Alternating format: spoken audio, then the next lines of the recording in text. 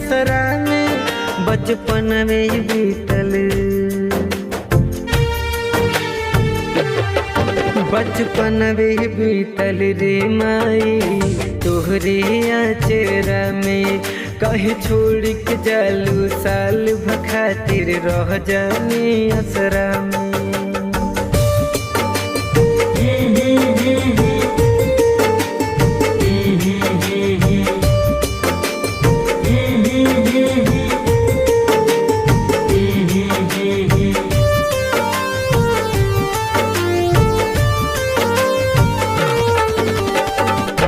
नव दिन हंसा के 10 दिनवा रुबावालू,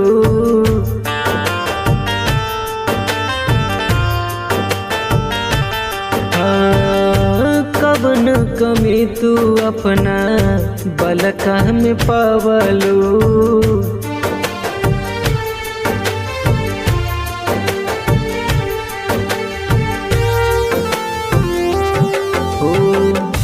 नव दिन हंसा के 10 दिनवा रोवावलू, कवन कमी तू अपना सेवका में पावलू।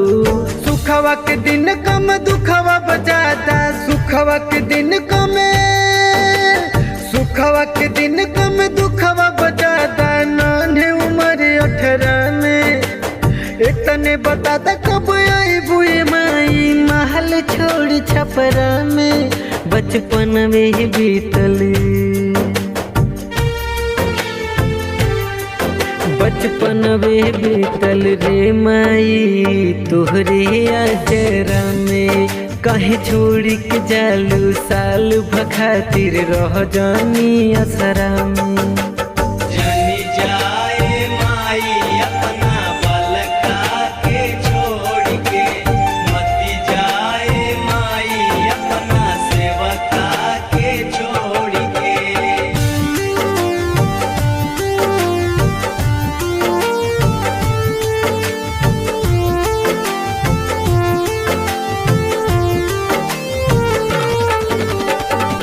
लाल तेरे आल्हा उदल धानु भगत रे,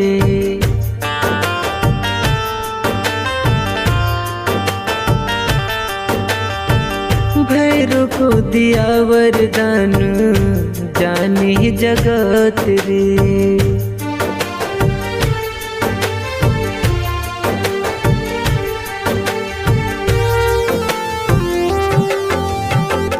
लाल तेरे आल्हा उदल ध्यानु भगत रे, भैरव को दिया वरदान जाने जगत रे। रजुओ पे दे दतनी अपन धियनवा,